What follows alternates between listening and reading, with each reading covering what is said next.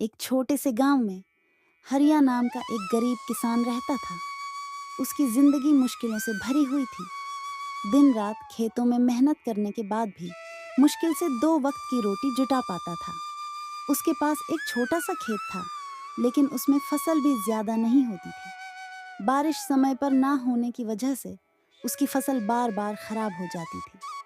हरिया के पास कोई बड़ा सपना नहीं था, बस इतना चाहता था कि उसके बच्चे भूखे ना सोएं और उसकी पत्नी के चेहरे पर खुशी बनी रहे। एक दिन गांव में एक संत आए, जिनके बारे में कहा जाता था कि वह लोगों की किस्मत बदल सकते हैं। गांव के सभी लोग संत के पास अपनी समस्याएं लेकर पहुंचे। हरिया ने भी सोचा कि क्यों ना मैं भी संत जी के पास जाऊं और शायद मेरी भी किस्मत बदल जाए। और वह संत के पास जाता है और अपनी पूरी समस्या बताता है। संत जी ने उसकी बात ध्यान से सुनी और फिर संत जी मुस्कुराते हुए बोले, तुम्हारी किस्मत तुम्हारे हाथों में है।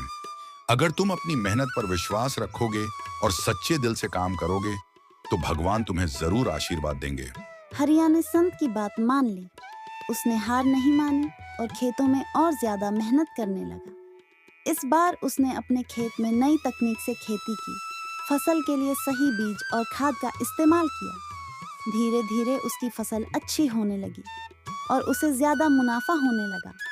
कुछ ही सालों में हरिया का खेत बड़ा हो गया और उसकी मेहनत का फल मिलना शुरू हो गया। उसकी जिंदगी पहले से काफी बेहतर हो गई और गांव के लोग उसे एक सफल किसान के रूप में देखने लगे। इस कहानी से हरिया ने और गांव के लोगों ने यह सीखा कि किस्मत केवल इंतजार करने से नहीं बदलती, उसे मेहनत से गढ़ना पड़ता है। Please like, share and subscribe.